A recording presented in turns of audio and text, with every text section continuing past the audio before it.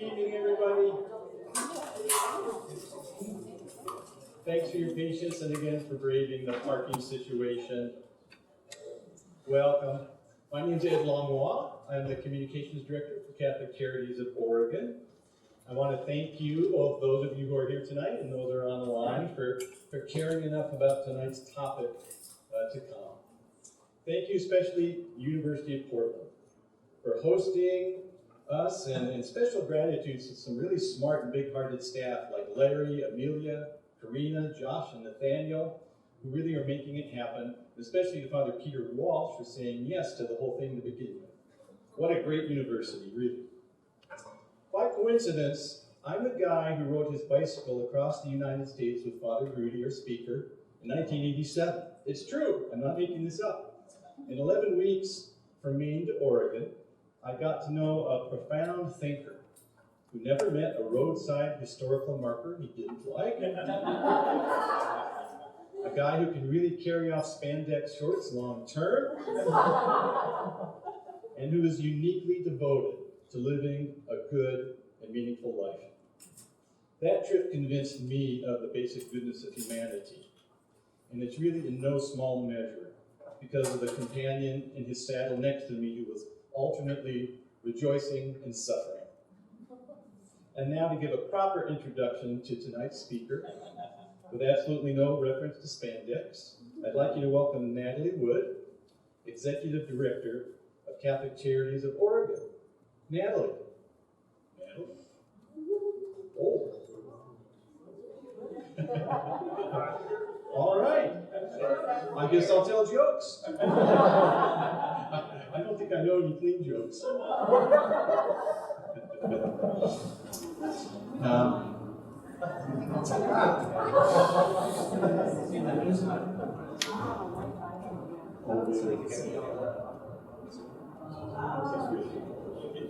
Natalie's approaching. Do we have any questions right off the bat? Hard questions for Father Groody? No. That's a reminder that after the event we will have time for questions and answers. The other thing I wanted to say is that originally we had planned to have John Pereira, our Immigration Legal Services Director, with us here tonight to say a few things after Father Groody spoke. However, I asked your prayers for his family as they experienced the death in that family. That John had to go take care of with his family. But what I would think John would say was that what Catholic Charities does with immigrants is to help them take advantage of the legal means to regularize their status, to live a good life in this country. Unlike some pundits have said, Catholic Charities does not drive across the border and bring immigrants back to the United States. That's not the way it goes.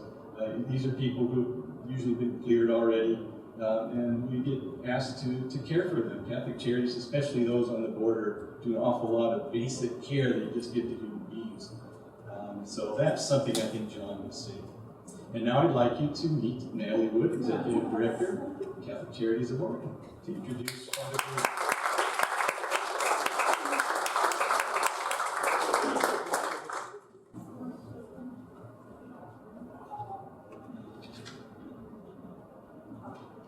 Thank you. Good evening and welcome. I'm so excited to see you here with us today. Thank you for joining with us in this Catholic Charities lecture series. And tonight, in collaboration with the University of Portland, we're very honored to have a very special speaker.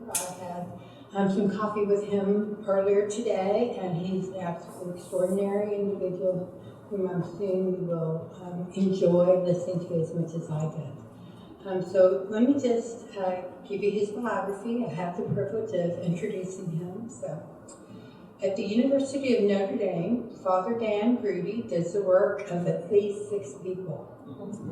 He's Associate Professor of Theology and Global Affairs, as well as Vice President and Associate Provost for Undergraduate Education.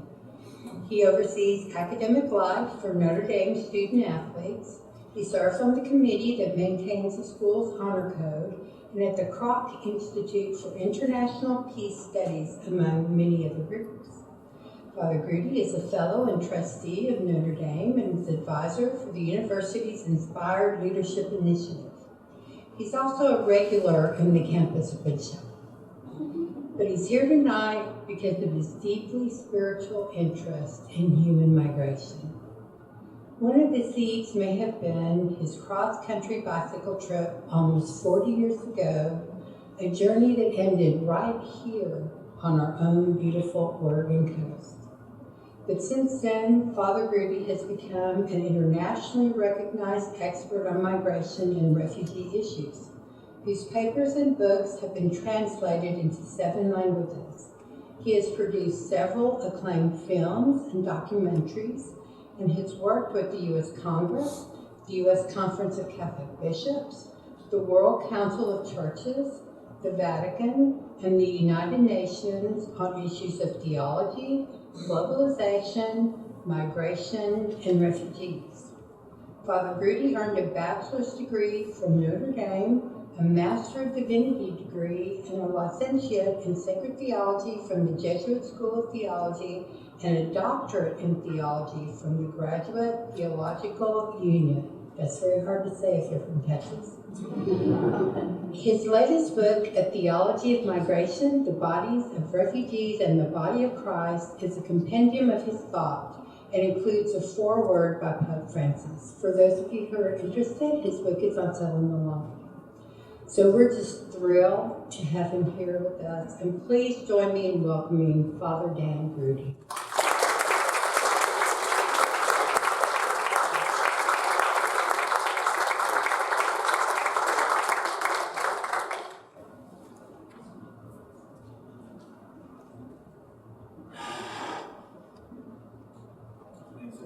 Little technical problem here. I wonder if you can hear me okay. Reminds me, there was one time a priest got up to preach the gospel on Sunday, and he looked at everybody and says, "The Lord be." And Sunday came from working, so we actually tried to see if they could plug in. And the second time he said, "The Lord be," it still wasn't working, so moved a few dials, and then last time he said,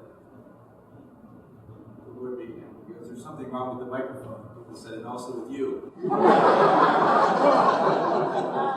Some of you may think that at the end of this talk. But it's great to be here. It's great to be with my brothers from the cross. Great to be here at this wonderful institution where I know there's been so much investment and energy and thought. So many great heroes of mine, people who formed me over the years, and people who have been made this university what it is. So I'm glad to be back here. And glad to be with Ed. So as Ed said, we biked across country. We took 75 days. We went from Portland, Maine, to Portland, Oregon, which was just such a wonderful trip, and one I think back on frequently. But it's also a great chance to be with Catholic Charities. Some of you may know that Catholic Charities know that, or should I say that the United States has resettled more refugees than any other organization in the world. The United States Conference of Catholic Bishops, through Catholic Charities, has resettled more refugees than any other organization in the United States. And if you were to take the work of Catholic Charities alone in doing this, they'd be the second largest resettler of refugees in the world. So I'm glad to be here on behalf of Catholic Charities and to just share with you just some thoughts on migration, some of the research that we've been doing over the years. And I also do it in Oregon. Lewis and Clark are some big heroes of mine, so I come back to this place and I'm not saying that, where did Lewis and Clark go and all that? And I know that there's some rivers there just in this very area. So it's great to be here among explorers and also to be sharing this topic. Today, I'm not sure exactly how I got into this issue. It's lucky, I guess, that somehow I just fell in love with work with migrants in different ways. And there's really not exactly clear what ignited that in me, but just getting to know their stories, listening to their struggles, and knowing more about their lives, touched something deep within me. But there was also another point in the journey when I found out that my ancestors came from Ireland many years ago, and one of my ancestors, his name was Bill Groody, and he passed away about 10 years ago. And when he passed away, we all went back to Northeast Pennsylvania, where he's from, and we had a funeral service. And we went out and we laid his body into the ground. And I swear this happened. And a couple hours after the funeral, I got this email, and it just said on the message line, a note from Bill Groody. I thought, wow, he's made it. Wireless now, and he just wouldn't let me know he's okay. So I answered it, and this guy said, my name is Bill Groody. He says, I live out in California. He says, I live near the Napa Valley. And he says, my wife went away for the weekend. And he says, I found your name on the internet. And he said, I'd love to get together sometime. So I said, I'm coming out in a few weeks. And I was coming to our community house in Berkeley. So I said, why don't you come down for dinner? So to imagine it's in any family or community house, I came from the airport. When I got there, they said, will you be here for dinner? And I said, yes, and I met somebody on the internet, and I invited him over. That's good. So Bill and I, we started comparing notes. We found that we were connected to two brothers who were from Ireland, and they were great businessmen. They once owned this whole area up by Central Park and Lincoln Center, and they said, oh, nothing's ever going to grow up here, so they sold that area. But Bill Groody and I really not only was finding a long-lost brother, but we started working on a number of projects together. And some years later, after we were doing some of these films and other things, we decided to do a DNA test together. And as it turns out, that if you, in the year 2000, they had a press conference in the front lawn of the White House, and they had announced that they had deciphered the DNA sequence. And to give you somewhat of a sense of this dimension, if you had a 12-point font piece of paper you put a stack as high as the Washington Monument, you would get somewhat of a sense of how many characters are on the DNA strand. But by looking at certain strands and comparing those to indigenous tribes, you can actually trace back the migration heritage 80,000 years. So Bill Groody and I actually did this, and this actually is my family's migration history over the last 80,000 years. And interesting enough, when we did this, it was an exact genetic match. So it was just, in addition to having the same name, it clearly was the same maternal ancestry. But this is actually where we began. And we believe that we began somewhere in the Olduvai Gorge by contemporary Ethiopia and Eritrea, and through a series of events, people migrated through Africa, into Asia, and then in this case, my ancestors kind of made their way into Europe, into northern Italy, southern Spain, into England. And this is the deep ancestry, so it's believed that from there they would have migrated to the United States. So it's interesting that all this stuff about what's happening in politics and what's happening around the world in migration, this has just been a blip on the radar. This is really nothing. That literally migration is in our genes. But it's in our spiritual genes as well. What's interesting is that when you read through the scriptures, especially when you go through chapter 12 and on, the first 12 chapters are hard to locate in any sort of geographical way. But when you get to the 12th chapter, the spotlight comes on one person in one place that we can identify today in the ancient Near East or Middle East. And it's there that Abraham receives a call. And God says to him, leave your country, go to the land that I will show you, and you will be a blessing. And so from that point on, he's called to migrate. And this is the territory that he would have migrated to. If you look at the contemporary boundaries, he would have left a territory in Ur, which is contemporary Baghdad, more or less. And he would have come all the way up through the Tigris and Euphrates River, all the way up into southern Turkey, down in through Syria, to Lebanon, to Israel, and into Egypt, and then back again. So it's interesting that migration is in our spiritual genes. And if you go through the scriptures, you have from the patriarchs to the Exodus, to exile, to return, to Jesus himself, to the apostles, to the very end of the scriptures, where John from the island of Patmos off the coast of Turkey has a vision of the kingdom of God and really names the church in this world as fundamentally a pilgrim people. So migration from beginning to end runs through the scriptures. So it's interesting to see how this is really foundational to who we are. If you look at this today, this is also the epicenter of just a lot of major movements and migration coming out of Iraq because of the war, Syria because of the civil war right now. Also, many of these coming into Jordan, into Israel, into Lebanon, Gaza, obviously, Egypt. So this is still a major kind of focal point, not only of migrants, but also refugees. But if you look at this story today, this is actually a picture of some of the boats that come across the Mediterranean. And in particular, these folks actually, they say, come across two deserts, especially those coming from sub-Saharan Africa. One is a desert of sand, the other is the desert of water, if you will. So many of them pack themselves into a boat like this, and not infrequently thousands die each year, and they die without even anybody knowing it. But there's one kind of event in particular that stands out among this, and what I'd like to focus on today. And that is shortly after Pope Francis was elected. You heard the story about the refugees that were leaving North Africa because of the Arab Spring. And because of civil rights, poverty, breakdown of governments, religious persecution, poverty, and other reasons, people were not just living in the homeland, but they were fleeing them. And they were in a boat like this, and they were coming across the Mediterranean in a boat capsized. And of the hundreds and hundreds of people on the boat, only 8 people survived. They survived by clinging to a fishing in the ocean. But when the fishermen saw them, instead of saving them, they actually severed their nets and cast them to die into the ocean depths. And when Pope Francis heard about this story, he was so moved by the difference that within 8 days he made arrangements to go down to a small island who were happy called Lampedusa, which was only 6 square miles. And there he had a mass near an ocean harbor, and to remember these migrants and also to speak about the globalization and indifference to these migrants. And it was there that when he celebrated this mass, you can see that the carpenter who was in charge of preparing for the liturgical celebration actually did it over a boat. And I'll show you some more of the kind of elements of the mass itself. But I want to call your attention in particular to the chalice that the Pope used in the at the Eucharist, because the chalice he used was actually made from the driftwood of a refugee boat. So it begs the question for me, what is the connection between that wood that was used to tell the migrant story and really the wood that is connected to the story of Jesus and the cross? And how do these stories relate? What is this connection ultimately between the story of migrants today and the story of Jesus? Or to put it in other ways, what's the connection between migration and Eucharist? So this has been an ongoing question for a number of years. And it's connected as well to a mass that I had gone to 25 years earlier.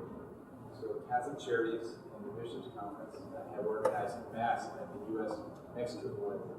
This particular mass is in Arizona, in Nogales, but every year in El Paso there is a mass where the bishops come, and from both sides of the fence they gather. And they join that altar together at the fence. So half the communities in Mexico, half the communities in the United States, and they join the altar together at the fence.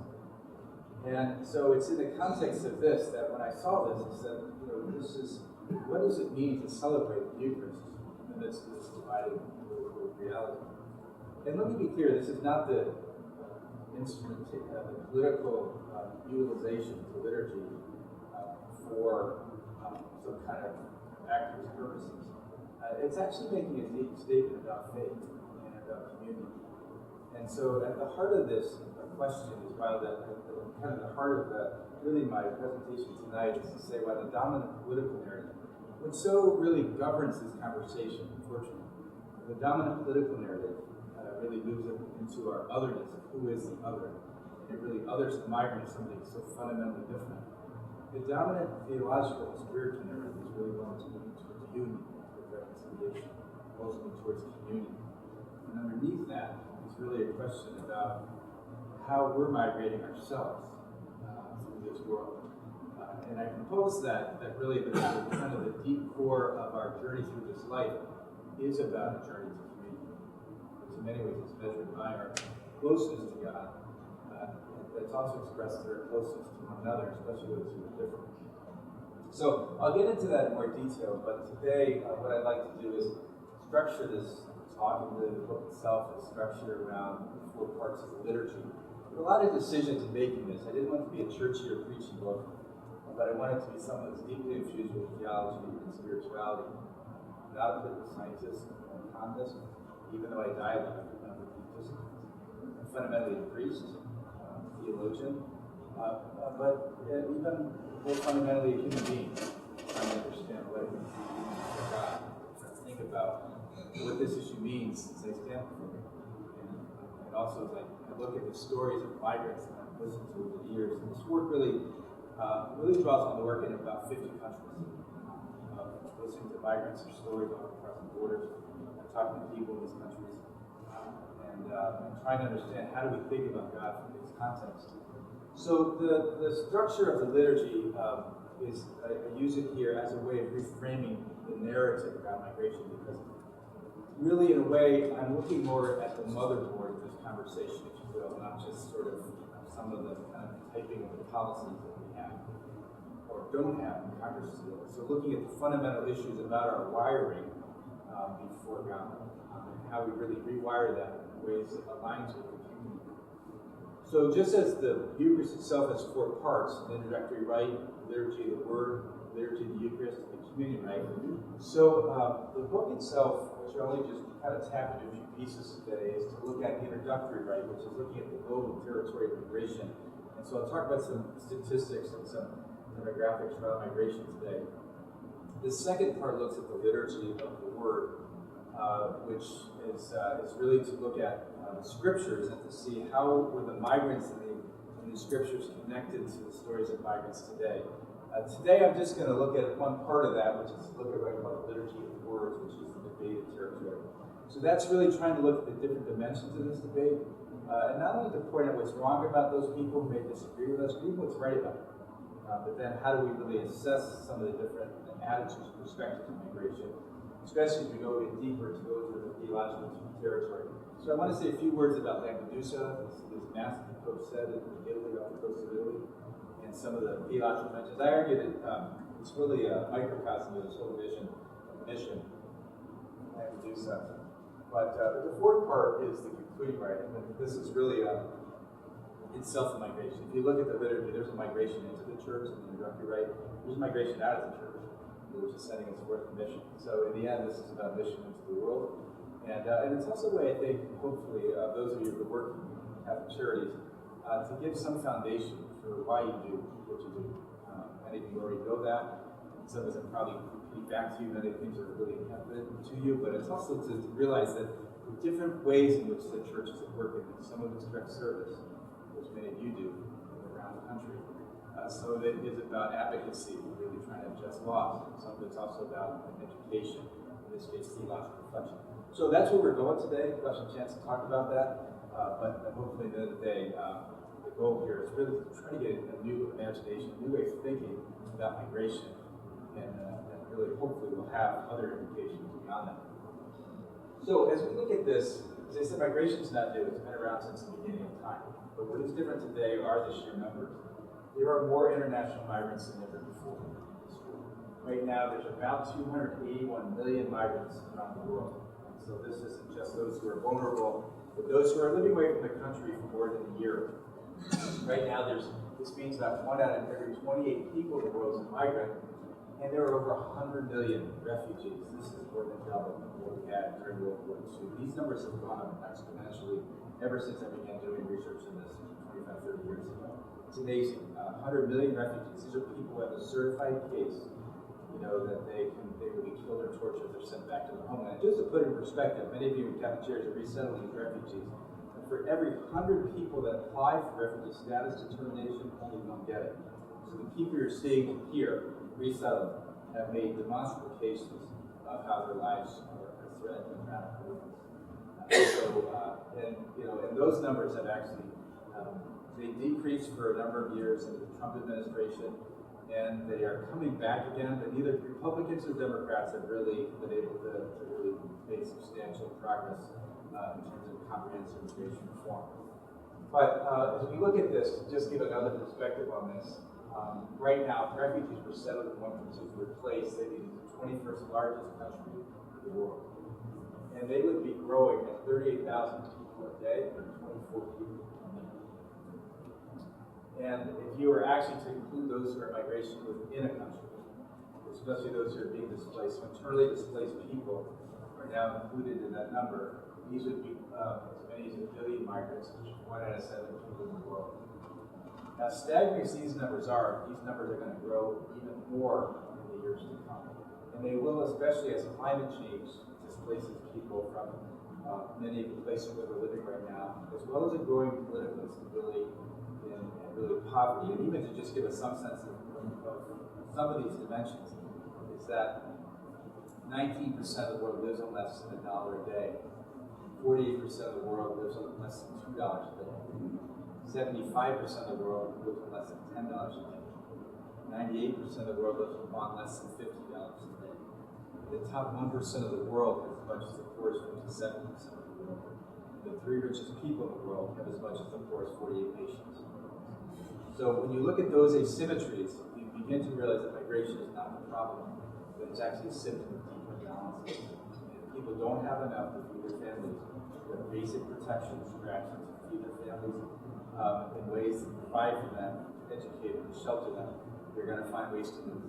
Those are the natural laws. And so I think we have to look at this issue much more deeply than we hear among the media propaganda that often is put out there. And I think it's especially incumbent on faith communities to begin to challenge some of those operative assumptions and narratives, especially ones that really rest. You can't hear the stories of these people walk away and just feel like it doesn't matter. Many of you are here on the front lines doing that. But beyond these numbers of people, one of the best things of working with the Bishops' Conference and their Committee on Migration for more than a dozen years is actually going out to different areas, whether it be the Central American unaccompanied minors, or whether it be going into the Middle East during the Syrian refugee crisis, as well as the ISIS crisis, when you see people displaced crossing borders. And this was one place right over the Syrian border in Lebanon. And I'll never forget this moment because these women were kind of out in the middle of the field. 3 of the husbands of these, 2 of these women here, their husbands had just been killed. This was the mother of their boys, their husbands. She had just found out that her 4th son had been put in prison and her grandson killed. And these are Muslim women. And I remember when I came upon this moment, it was like encountering the Pieta in living form. And you can see that even there's this woman next to her. There are no words. She has no words to begin to even name this suffering, or even no theological words that can begin to touch her grief. And so I think when we begin to look at this, there are human faces behind these numbers, and the scale of this kind of situation, I think, is enough to really cause us to wonder what are the causes of that and what can we do in response to that. But it's to see these women, to see their vulnerability, and often in different cases to see how much their faith is really what guides them forward. And when everything else is taken away, only thing they have left is that. So there were some amazing surprises in this research for me in talking with these refugees. And I don't want to romanticize this because there's a lot of trauma, there's a lot of difficulty, suffering in this. But whenever you may remember, I think when many of us here in the room were younger, you remember that commercial when you fucking talks and people listen to that, everything was stopped, people go, this is the kind of thing when these folks begin speaking about God, you really pay attention. My job wasn't about to bring God to them. My job was actually listening to them. That's how I did it. So I want to just share with you that the main thing here in this first section is to say we live in an age of migration.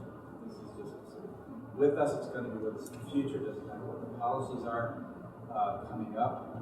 They will either shape us or inform us, I think, depending on the policies we have. This issue is here. It's here to stay, and it's going to be becoming more significant in the years that follow. So when we say this is the age of migration, it's going to be one of these most defined, but also one of the most complicated issues. So that's the first part. The second part, I want to go into what I call the liturgy of the words or the debated liturgy. And here I really want to say 2 things. One is migration is an incredibly complicated issue. And if people don't understand that complexity, either they either aren't listening or they don't understand. The second thing I'd like to say is migration is an incredibly simple issue.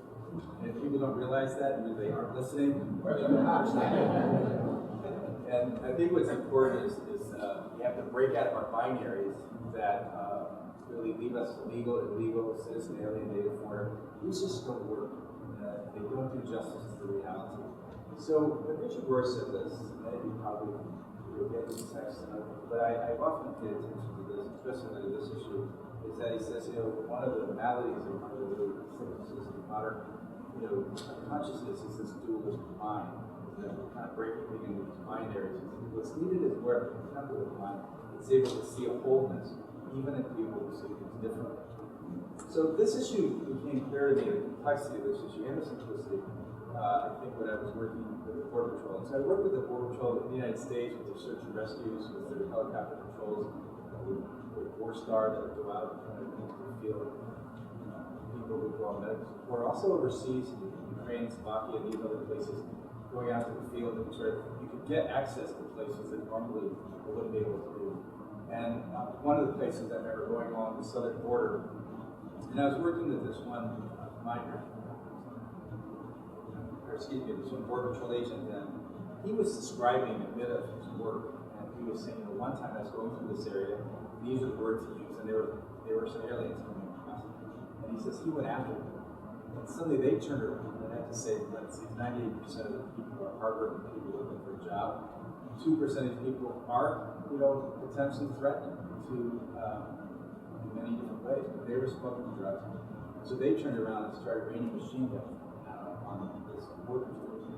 So he said he hit the deck, and he said he was so scared that he said he woke up afterward with nightmares and he was counseling and affected his marriage. And it was like that moment for me, like the scale was starting to fall from my eyes because I was so used to dealing with migrants that when I heard the Border Patrol stories, wow, this guy's putting himself on the line. He's really out there risking his life every day, and it's an Egypt me too. And so I started to get so much in this guy's mind that some hours later we were further north and we were driving on the road. And I said, how do you know which vehicles you saw? It was no more than 2 minutes after I said this to him that this vehicle looked very suspicious. So he ended up turning around very quickly and we went after them in hot pursuit. And all of a sudden I saw this crowd of migrants pour out of this vehicle and just run in every direction. But the weird thing, I was so much in the mind of this Border Patrol, my first reaction was, or we get some. And then I thought about it, I was caught back and like, no, I hope they get away. So suddenly I'm like, so he's chasing after these migrants, and in the back, all there was these migrants had a prayer book. And as I opened up the prayer book, they had pictures of their family in the back. And so I was like, going after these people, and so I just had this mental and just started thinking about this. So I said, well, to be fair to this, I said, I actually have to go even deeper into this complexity. So I went to congressional leaders, I went to human rights advocates, vigilante groups, I went to hospitals, hospital rooms, emergency rooms, and I just started talking about this. They didn't know who I was. I showed up in plain clothes, and I just said, tell me about migration. Tell me what you think. So I tried to identify, so this is the fruit of many years of research. But what I want to offer you is a synthesis of different perspectives. You got to grade this through a couple different elements of this perspective. So I'd say on the far end, and actually I would say this is both transnational. So I've actually looked, I just got back from Chile last week. Same things going on. Same things going on in Argentina. Same things going on. If you go over to Australia, if you go into Europe, if you go into the Middle East, if you go into Africa, the same thing is going on. So it's transnational. Sense you have prototypes that can be recognized in similar ways, but it's also transhistorical. I'm at a school of fighting Irish, which really is an Irish immigrant group.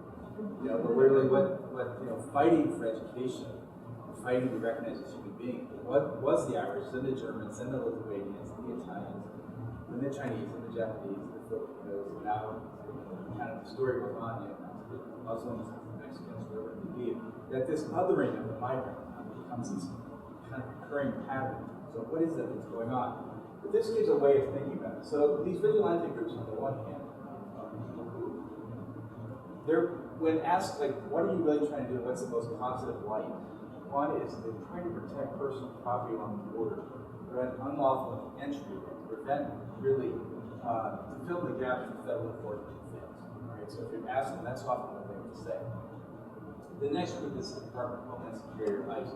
I was working in this area before 911, where there was a dramatic shift once 911 happened. Suddenly they're like, not just stemming illegal migration, but then suddenly protecting America. So there's a dominant change, but they often say, our job is to enforce policy. We don't make the policy, we're trying to protect unlawful entry, especially people who could really harm citizens. This became a very real concern. And my brother-in-law just died from the effects. They were in the trade center. He died a few years ago from the after effects of it. So, 17 people in my home parish died, because of 9/11. So this was something not to take lightly, and it's something that I think has affected all of us. But what happened is, it was really surprising because 3 days before, President Bush actually had a meeting in the White House, and they were really on the verge of making a huge comprehensive change in the issue. But once those towers fell, everything changed. So the narrative really went much more in terms of threat protection, and it's very hard to create. Political leaders, their goal is ultimately to create the federal policy, protect the citizens of the country, and to manage its resources. So many years ago, we let in almost everybody, but we made some exceptions. If you came in with diseases, or if you had anarchists, you could be turned away to El Salvador. Nowadays, we let in almost nobody, but we made some exceptions. So this has changed a little, and I don't know, and actually trying to figure out if we were here 200 years ago, would we be in Britain or would we be in France, whatever this territory was. These borders are not absolute. They've changed over time and they've evolved. But so is the criteria of who we allow in and really under what conditions. This group here really aspires to hire cheap and/or talented labor to maximize profits and sell products at the lowest cost. So they're often ones who become much more vocal and really much more sort of insistent on opening up visas to become globally competitive, but also for economic reasons.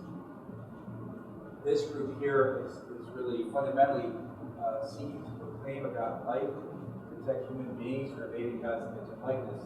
As Pope Paul VI said, the primary mission of the church is to build a civilization of love. So it's to denounce injustice and announce the reign of God. In this group, drawing more from philosophical principles and humanitarian principles, has a Venn diagram with what the church is trying to do, but they're often trying to protect the rights of immigrants, prevent the exploitation of the vulnerable, and fight for human dignity. So in all of this, these are different ways in which people, I think, are trying positively to look at the issue of immigration. So why is it so controversial? I'll kind of run through this a bit. But in brief, as I look at this, it's because there's often different ways in which rights are underneath this debate.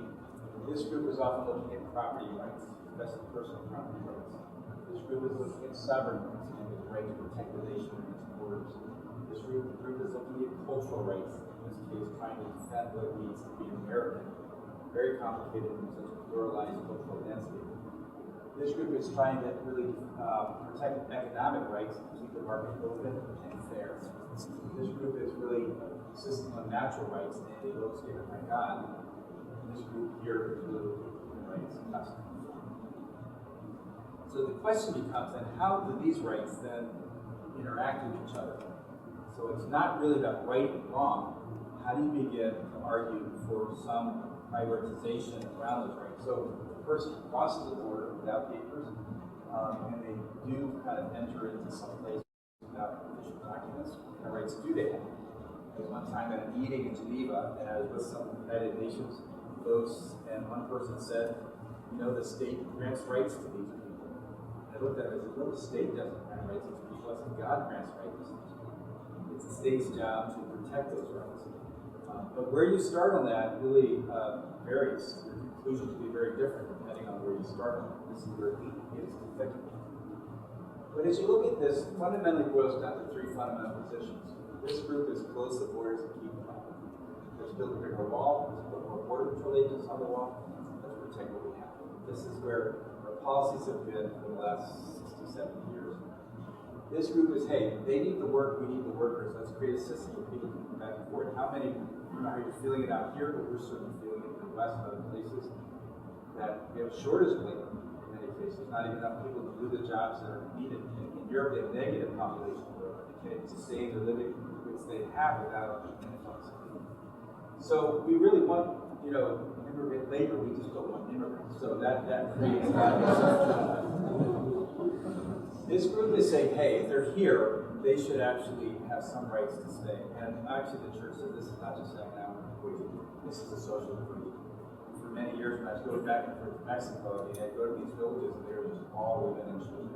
All the men were up in the north working, all the women and children were back in their homeland. Say this kind of disintegration is not God's plan. And therefore, this group would say that there has to be at least an openness to learn how to decisions. So here's where it begins to get complicated. And this is where I begin to make an argument. Well, disagree with this. But this is really where it's no longer all things being equal, because how you begin to make this argument, here's where the narrative really comes in.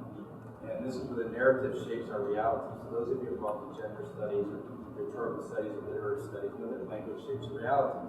So the language and the words we use in this reality shapes the narrative.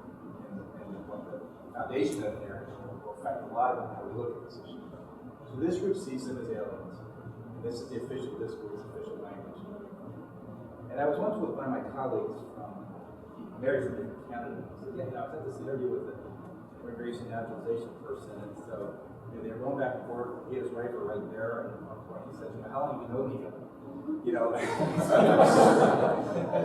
minute, this is my wife, and so it's a language. My first book was A Border of Death, Valley of Life, and at one point I thought, I think I should call it Aliens or and then maybe Sigourney Weaver could do the introduction. This group sees them as workers, right? And when economists study this, they basically put it in where some of our economists put it in this and say, look, over the short run, migrants, refugees take more than they receive, but over the long haul, they actually give more than they take. And so they had all the data. In fact, if you look at all the major companies, Google, Intel, eBay, Sun Microsystems, these were all founded by it. So there's a lot of ingenuity, innovations, initiative that's there in the immigrant community, and they're often the ones who are working. But they're often doing work too that nobody else wants to do. But for here, it's an economic calculus. This group here, this is not very deep thought, but this is actually a very important one because this group sees it as people. But this is probably the most foundational, fundamental, because if we actually don't see it as people, then it's a very different matter. If you really root yourself in these ones, well, you don't need them, you don't want them, they're not us. But if you were to hear, this makes a different set of moral demands on us. See these people. So, but here's probably the one where it gets the most complicated. When I get pushback on this issue, this is the area where even very bright people will often say to me, Father, which part of it really don't you understand? If you want to say something like, well, which part of the gospel don't you understand? Like that's kind of aggressive too, so it doesn't always work. But I think the real kind of issue is which part of the law don't you understand? And so Thomas Aquinas said there's actually 4 kinds. There's a natural law, which parents can feed their children. There's the civil law, which society is organized according to the common good. There's the divine law, which we know from Scripture about being hungry and thirsty and naked and so on. There's an eternal law for which God keeps the universe in motion. So the idea to have justice, there has to be some symmetry and alignment with those laws. So Martin Luther King invoked these laws from the Birmingham jail, so you can't have a society where you have civil laws that are very natural.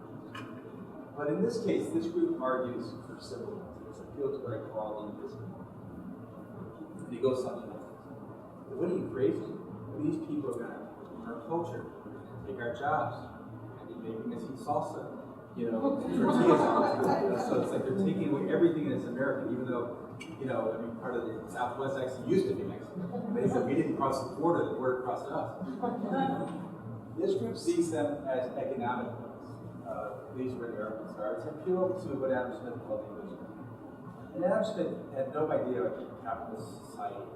He had an idea of capitalist economy was bound together with non-capitalist world century. But this really sets up to a vulnerability for all human beings. And this is the deep vulnerability of the Scripture.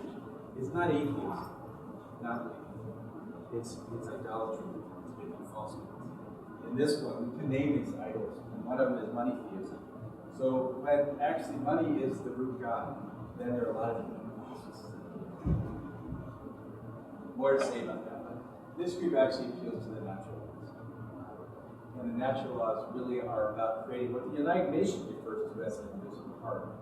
And this begins to get to some of the core issues around this, how migration in the end, or even discipleship, which we go further in this, is about making more visible the invisible part. So these are sort of deep underlying currents that we can hear. So where this brings us is to really one fundamental question, and really the central question of this conversation tonight. tonight is really to say, who is the other? Who am I in relation to the other? Who am I between? And you see this in Notre Dame. I know there's some Notre Dame people here today, but you see new students come on campus. Right out. Oh, my identity no longer like a big fish in high school. So you get there, you finally get put in a dorm and say, okay, I'm from alumni, and they're from Dillon.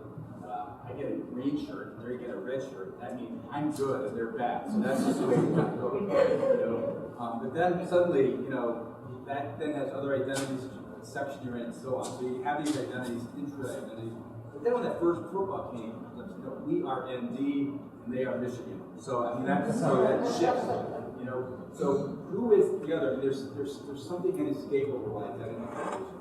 The question is, how much will our identity evolve? How will we look at those who are other and different? So this first group is going to calculate this in terms of the fear of the other. The second in terms of the usefulness of the other. The third in terms of the connection. This is where the deeper migration needs to happen. Real comprehensive migration. There's more there, but let me just summarize the second part. That at its core then, what we have then is not just geographical borders, but we have the attention zones at its core. And the first is really a tension between sovereign rights and human rights. The right of a nation controls borders. The right of people to a dignified life, and even Catholic social teaching recognizes to migrate if necessary within the economic documents. The second is a tension between civil law and natural law. That is the right of a nation to organize a system of regulations for the common good. The Church recognizes that. But also the right of people to provide for their families, feed, educate, shelter. The third is really this tension between national security and human insecurity. And that is really the right of a nation to protect its inhabitants from harm and violence, especially from the outside, but also the right of people to protect their families from undue need, hunger, and excessive poverty. And lastly, here, to take this a little deeper here, here's moving out of really a social reflection into a more theological reflection, is to say it's a tension between citizenship and discipleship. So, what does it mean to be fulfilled being members of the state, but also to really go even deeper than that, to say what are the challenges of those who profess faith in Christ to respond to the implicit command? So that leads me to this third section here, which is to look at the liturgy of the Eucharist and to look at some elements of this. And I had an insight into this when I was about 8 years old. I was traveling across the East Coast. We stopped at a rest area, and I remember I picked up this pamphlet, and I was very struck by the title of it. It just said, "Did you know that you could actually miss heaven by 18 inches?"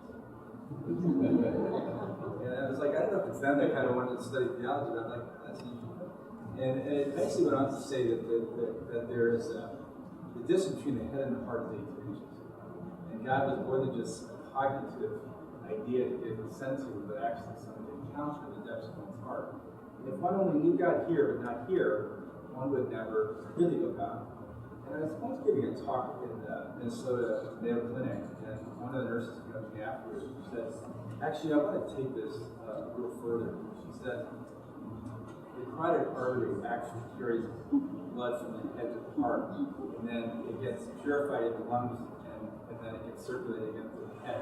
If you cut off that circulation from the heart, from this carotid artery, since you would just be filled with toxicity and you would die, in no time. And I thought, well, isn't it interesting that you actually have to think about this issue, you got to actually feel this issue, but I think you also have to act on this issue too. And so, the Native Americans said the long journey of human life is from the head to the heart and feet, and back again. So I think the circular process of migration, I think many of you are cutting this kind of conversation off at best at the head, but even sometimes they're not even that. They're not even thinking about it. But I think really to understand comprehensive migration, we've got to do a more circulatory epistemology, if you will, in order to get at some place of wisdom. When it comes to this issue, I'm being very sensitive to time here, but I do want to kind of say that there's one time I was in Morocco and I was doing some interviews with some migrants and they spent a far on churches. And I was interviewing them for a number of days.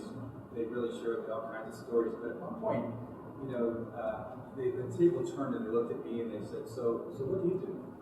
And so I kind of felt a little nervous about this, because I was like, I thought, oh my gosh, this is like the most authoritative jury I'm ever going to be in front of, And so I said, well, I knew I was a priest because I teach theology. They said, oh, really? What do you teach? And I began to feel a little sheepish. I said, well, I actually teach on the theology and migration. So one refugee said they came from sub-Saharan Africa. He said, theology and migration? He says, He says, some people say the reason why we're suffering so much here in Africa is because we're descendants of Judas. And because of what Judas did to Jesus, we're actually paying the consequences. There's a theology of migration. There's bad people of migration, but there's still a theology of migration.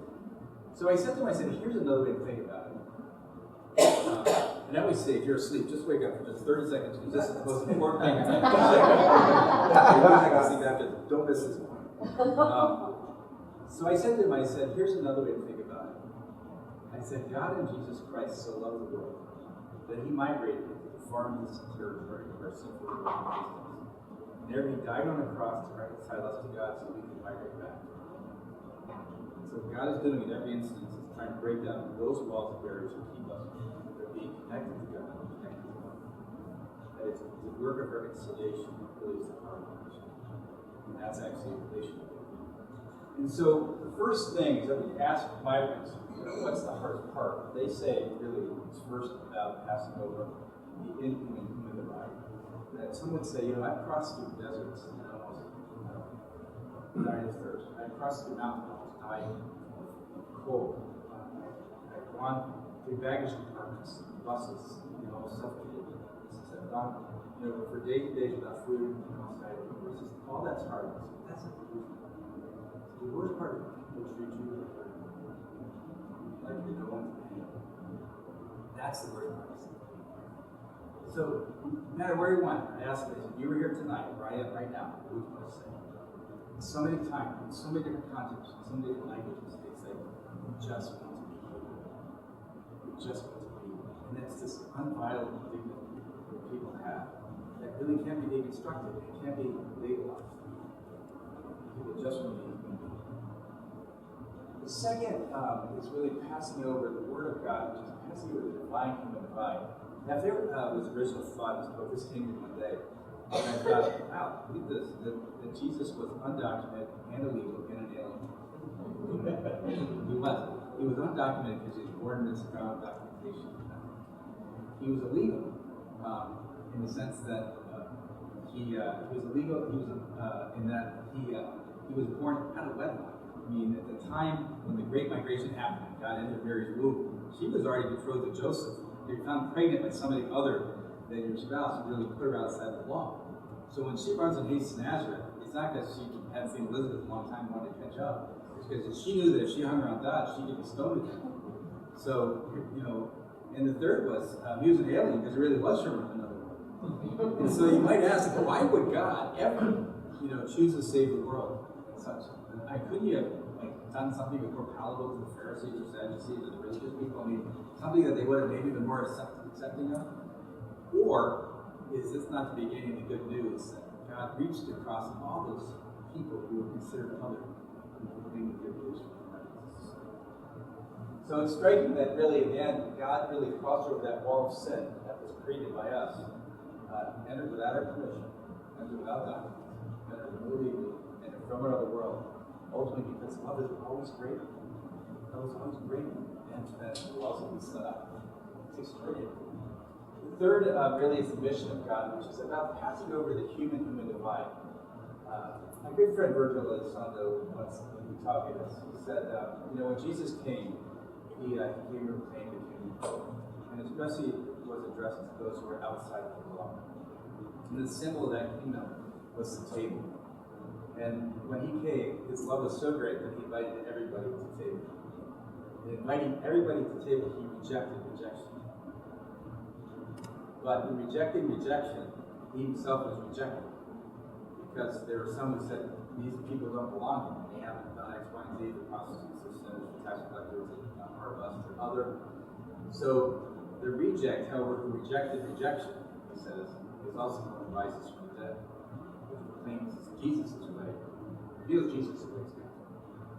So what Jesus is doing always is inviting people to the table and trying to build that community of fellowship with God's people. Lastly, the Visio Dei, the vision of God, which is about passing over the country kingdom. And there's something about being an American, being from Portland, being from the University of Portland, wherever that may be, that actually forms our identity. Purple, blue, whatever that may be. And I must say that I always like looking at the medal count and the Olympics. China, summertime, and Russia in the wintertime, look at that. But then I see the skater go like this from another country, and I realize there's a deeper connection with the person who goes beyond those natural identities. But if my identity is this is my stuff, I earned it, it's mine, and I have to protect it, that's actually rooted in a vision and a narrative that's very different than everything I have is a gift. Nothing I own in the final way. I'm the best steward. I have to give up what I'll have to give account for what I've been given and how I've used what I've been trusted with. That's a very different way of reading the Southern. So underneath these issues are in fact very spiritual issues. And so what this brings us to really is about crossing over the life death and who we become, as a result of our response or lack of response to those who are in need today. And so if I can't actually see my brother or sister as connected to me, that something has died in me, and I've deported my own soul. One worker in Guatemala said to me once, he said, si hermano no es tu padre, if the migrant is not your brother or sister, God is not your father. Very, very powerful statement. But I want to just, before ending here, I just want to bring you a little bit through this liturgy and the So as we go kind of deeper into this theology, we look at this mission. This was actually a shipwreck that happened off the coast of Oregon. So this is actually the door of Lampedusa, which is actually one of the door to Europe. And advisors are trying to get to Europe. It's the first place they come to that actually European soil and bring it up into Africa. These are actually the boat graveyards where a lot of these boats end up. But this is a carpenter, Frank Tuzio, who actually said he got depressed because he would end up sort of picking up all these bodies that were washed ashore. And he realized that at one point there was an earthquake in Italy and 220 people died. And it was a day of mourning. The shops were closed, the airports were closed, they had a mass on public television. And he said, these people who died in this earthquake were considered somebody.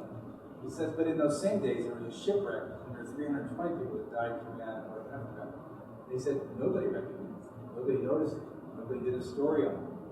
It's like they were nobody to anyone. And so it struck him that, as he's picking these bodies out of the water, migrants that died at sea, we're now honoring these other people. So there's like first-class deaths and then like last year.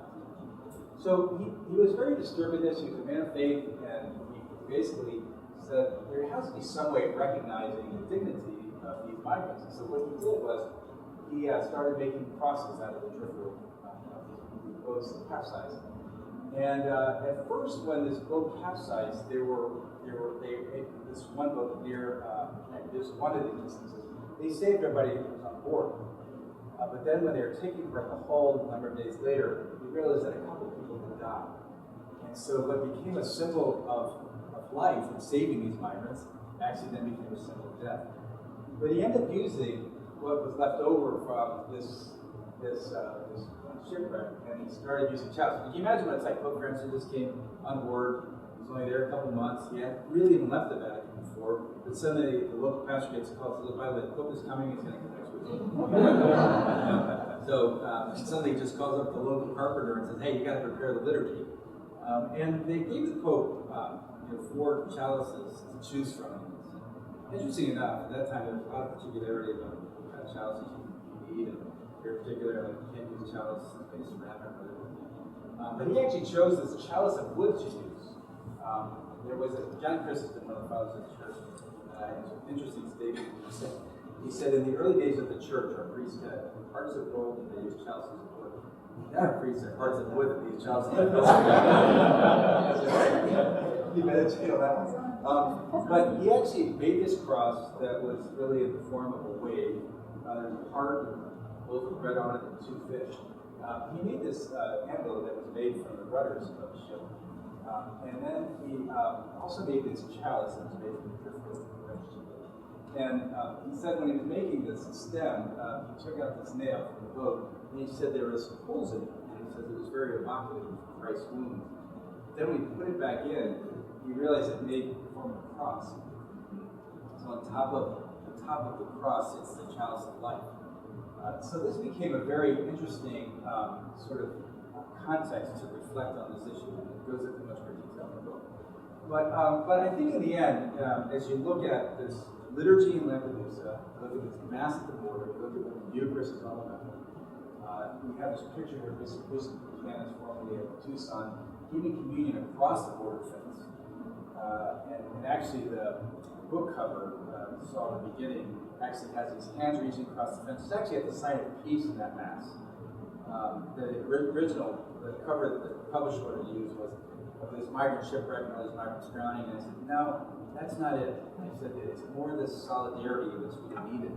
So here you can see this expression of communion, and it really is, in a technical theological word, it's an eschatological state that says that even though we are not fully united yet, that as a faith community, we say that communion has already begun. And here you can see sort of expression of that communion. Though our politics divide, and though the narrative divides, and alienates and excludes, that we say the faith community, there's something that bonds us. We're fundamentally together in a fundamental mission, which is really about moving towards communion. So what I've tried to do today is just say something about the global refugee crisis, but also to really look at what Pope Francis said in Lampedusa, which is really to condemn a globalization. And in a way, he said, if we actually can't feel that these people died, then we've lost something wrong with humanity. So Pope John Paul II also really spoke about this in terms of globalization and solidarity. So globalization, yes, he says, but it must be one that builds a more human community. So where that leads us in the end is really the Eucharistic vision of migration.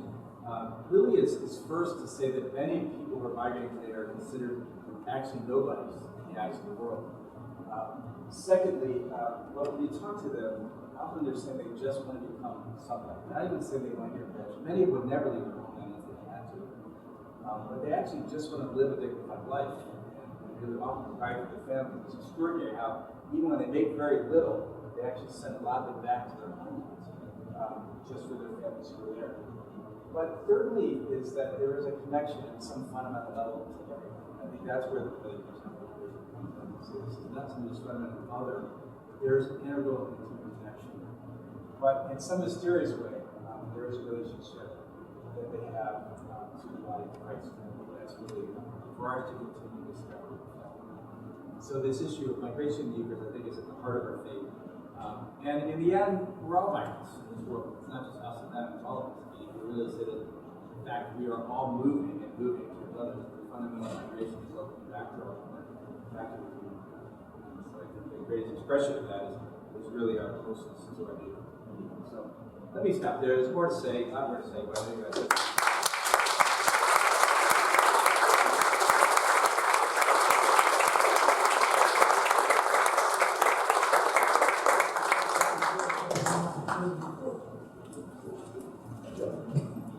Thank you, Father Groody. I'm sure glad you survived that bike trip 37 years ago so that you could develop this amazing thought. I'm too moved to even comment on that. We did want to open this up to questions and comments from our audience, both here and online. So if you'll raise your hand, we will bring a microphone to you. You'll need to speak into the microphone so our online folks can hear you. Any questions out there? Yes. Thank you so much for the presentation. Right now, there's a border crisis. The numbers of it recently have declined, but over the past few years, they've been increasing. Our border with Mexico. President Biden, a Catholic, just issued an executive order restricting asylums in a really dramatic way. The governor of Texas, also Catholic, has implemented some very strict border policies. In a recent article, a Catholic priest who works at an agency on the border city that helps migrants said Catholics are not well enough educated about church teaching on migration. And I'm just wondering, do you think that's true? And how do you see maybe your curriculum, used more widely, or what you said more distilled for the church? I think that's absolutely the case. I don't think Catholics, and I think that there needs to be a lot more education around this issue. And I have to say that when we were in college, at least I think people took for granted a search for what is true and real. Now I really wonder, because so much of the media just bombards us. There's no editorial controls at any level, so that whatever people want it to say, whether it's true or not, people are just swayed by, I think some of these kind of tides of opinion, and some of this very well understood sometimes perspectives on what immigration is. It's unfortunate that a lot of the kind of stories of migrants is not really communicated, and I don't think there's enough education really around this issue. So I think these are, and I'd have to say that the bishops can do more. I think that they can do more in terms of that, but it's not just the job of the bishops either. I think we all have to take our part and work at what the education is. But really, it's that closing of the American mind, I think, is really worrisome. And we have to ask, what are the dominant influences that are really shaping the way we think about this?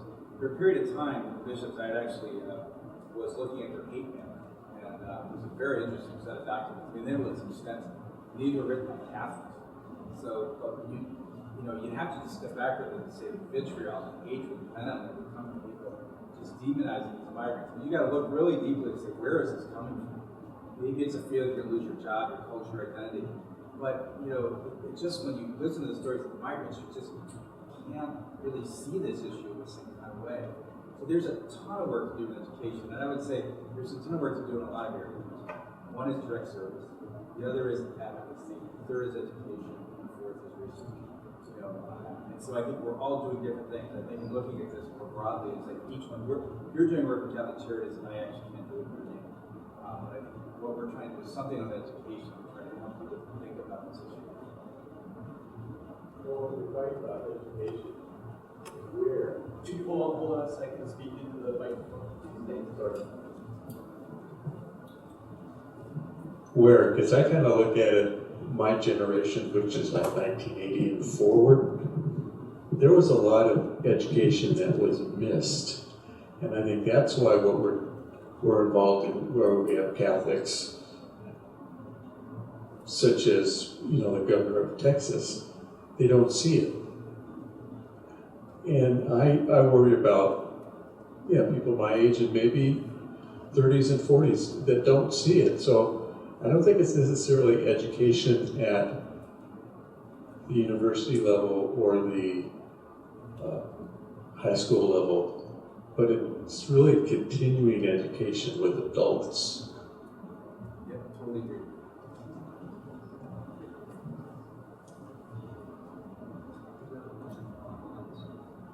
This is a wonderful conversation. It's wonderful. This is from Mia. Wonderful conversation. Can you please give a few words on how we can act and relieve suffering in Gaza from the United States? And kind of a solidarity question. How we can act and help provide relief for suffering in Gaza. Yeah.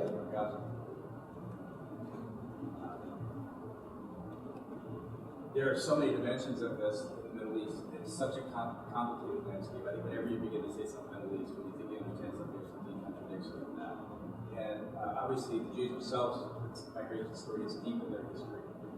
But actually, having been to Gaza, you can just see as well that this is kind of a population itself that's very little to go on.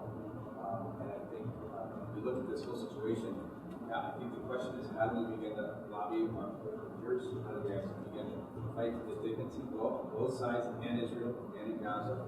And I think underneath all this, I think you have to condemn violence, no matter where people are coming from.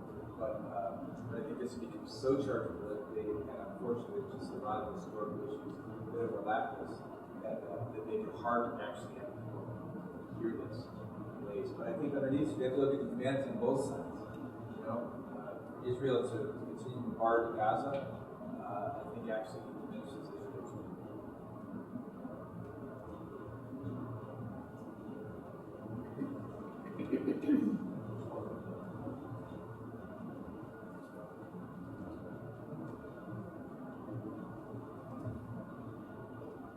Do you have any observations on how migration in urban areas like Portland differs from migration in rural areas? Are there different tensions in an urban area like Portland? There must be. I think people coming from those rural areas are probably better able to speak on that than I myself. But I have to say that, again, these fundamental issues about who is the other, what is my responsibility to my neighbor need, I think those are the core areas that are there. There are a lot of pressures and tensions. They don't minimize what politicians have to deal with, on these issues. There are, I think, issues that migrants have to know about the receiving communities. I think it's not just that they have rights, but actually they have obligations and responsibilities. I think if they're going to be welcomed by another country, they also have to know what those laws are and the customs are within that country. But I think there's so much mixing of cultures in countries right now. We also have to sort of evolve in such a way that we can become something more than our own individual things. But you really kind of come to the heart of the, also, I think, questions about scarcity and abundance. How this narrative gets framed is, if they're going to take away my job in a rural area where there aren't any jobs, that creates another response to it if they have something to bring as well. I'd have to say at the core of this, though, is can we recognize the dignity and humanity of those who come? And I think, what can we do? One of the things we can do, ask a migrant to tell their story. Probably one of the more difficult projects we took on was going to Rwanda, working with survivors of the genocide there who actually lived in a hotel, then from the hotel we wanted to leave, and seeing how the identity politics there played out in such dramatic miles. But underneath it is saying, can you see the humanity of the other, and can you listen to their story? Anyways, that's all they want, is just someone to hear their story. If I can respond to your question just from Catholic Charities' point of view with a little tale. One of my jobs as communications director is to listen for good stories. I heard about a neighborhood in southeast Portland where the owners had teamed up and purchased a house. And they wanted to keep the rent on this house low enough that a low-income family could afford it. And so they welcomed a refugee family from the Central African Republic that had been resettled by Catholic Charities. A family of 9, I believe. And this little house has become the hub of the social life of the neighborhood. I witnessed this. Little kids from all the other houses came. Everyone was laughing, shooting baskets, kicking soccer balls together. The moms would sit and talk. The dads would sit and talk. The teenage boy would go and beat his drum on the front steps, and it would echo through this southeast Portland neighborhood on a warm summer evening. It was truly amazing. And the point there about the urban life is that so many refugee families have enriched urban life. And I just don't think we hear that story very much.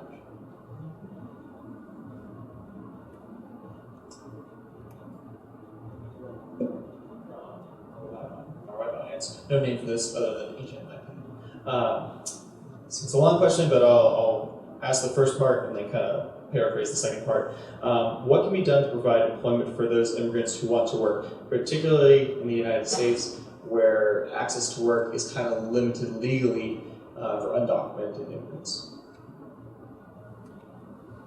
What can be done?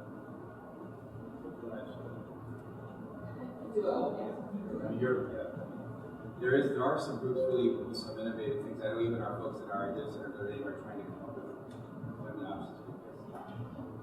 My name is Rhonda Sepulveda. I'm from Catholic Charities in the Archdiocese of Galveston, Houston. And Catholic Charities has our St. Francis Cabrini Immigration Legal Department, where we work with people who are coming to our country who do qualify. I did have conversation with a very anti-immigrant congressman and his staff, and I said, they told me that there are 60,000 people in the Houston area alone that qualify for immigration status, that qualify to become citizens. So the information is always skewed, and to your point, the education doesn't always need to come on the side of us as American citizens, but also on the side of those disenfranchised persons who qualified to be citizens, like St. Francis Cabrini was, our first naturalized immigrant who became a citizen of the United States. And to have that encounter, to understand that they are people too, to have that synodality that we are called by God, by Scripture, by the gospel, to understand that from Adam and Eve to today, that people have the right to migrate. And we don't always understand and we don't always agree, right?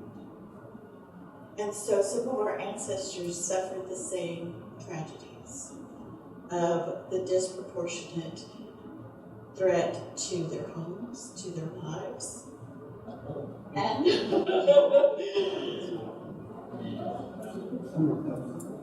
but anyhow, Texas is an interesting place. And yes, our governor is Catholic, but he does work very well with our Texas Catholic Conference of Bishops. So we do have conversations. And we're going to hear what we hear in the news, but it's sometimes different. So, but anyhow, but thank you for the opportunity to share some comments. Some of the Catholic Charities groups that I've seen, well, most recently I was in San Antonio, and really working to do this differently. And so despite the political rhetoric, and really fighting with humanitarian concern, going out and deep faith traditions.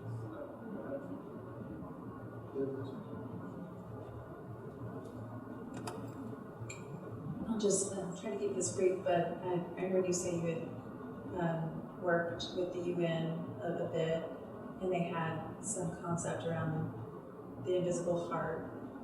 Yes. And I'd love to hear more about that. And then also, I'm curious. I know, the founders of our nation had a concept for natural law, and I'm sure most of our talented political leaders have. A lot of them have a sense for natural law, but I wonder if there's, in an increasingly secular world, if that has the gravity, enough gravity in those conversations at the human level. I can remember at that time, Antonio Guterres was now in charge of the UN, UNHCR, was in charge of UNHCR at the time. And I remember he said something really striking. He said, the purpose of the secular state is not to have non-religiosity. The purpose is to have pluralism so that multiple religions can exist. And I think the purpose of that meeting was to see how state actors and religious actors could really work together more explicitly instead of sort of variants are really often parallel tracks with each other. So I think there's a lot that can be said sort of about work in the United Nations, and I can't remember the name of the document, but I know one of their conclusions was that the purpose of society is to create a visible heart. And that really struck me because that's just so rich theologically. So I think looking at those points of dialogue and connection of really how state actors and faith-based actors are really coming together around a common set of issues. I have found this to be the case also with multiple religions, with Jewish colleagues and rabbis, and as well as Muslim colleagues who are looking at this issue, find a lot of common ground but it is interesting, though, still some people within one's own religious tradition see more kind of variance against this issue. So there are other issues I think that need to be raised on this issue. Do you have a last question? I'll conclude with one quick one. The people who seem to see migrants as non-persons, you said maybe are motivated by fear. Have you pondered any ways those fears could be effectively comforted or addressed, or is it just not possible? It takes a deeper seeing, and I think it's a good question, and I think anybody in this room could really ask our own fears, like what is it that locks us? Whenever fear locks us down, it's very hard to let something else in. Only God knows the stories that are coming from those people who really are coming from such fears. It's probably one of the biggest questions of why people feel so why the response to these folks is so strong. I think there was a pastor in South Africa who sent something to me that made me think a lot about this. He says, migrants not only symbolize who we are in this world, but they expose it. And they expose perhaps our deepest vulnerability. I think what we see in the migrant is our actual, vulnerability, who we are as human beings. I think some of us don't even look at that because it's too scary. So it's almost better to just reject it and accept it. Whether that's true or not, I don't know, but it continues to be a question in the mind of like, what about this issue is not clear? And some of it's just ignorance because we don't actually know. When you listen to the stories of people fleeing their homelands, not just leaving them, but fleeing their homelands, it tends to shape a lot of the way you think about that. And so that's why I just like to leave you with saying this is not just a political issue. This is a spiritual issue. This is actually something that has to do with whether our hearts are open and whether we can respond to our neighbor in need. And I think if we're not able to see that humanity in the other, then ironically I think we're the alien. Because I think we've so alienated ourselves from our own humanity that we can't see in the other a connection of who we are in this world, but only in some mysterious way the presence of Christ invisible in our midst. Thank you, Father Thanks Groody. so much, everybody. Thank you very much.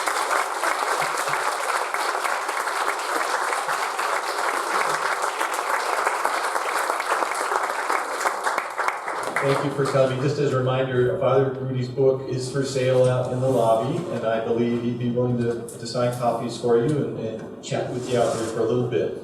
We can't stay too much longer because I think the lights will keep going out if we stay.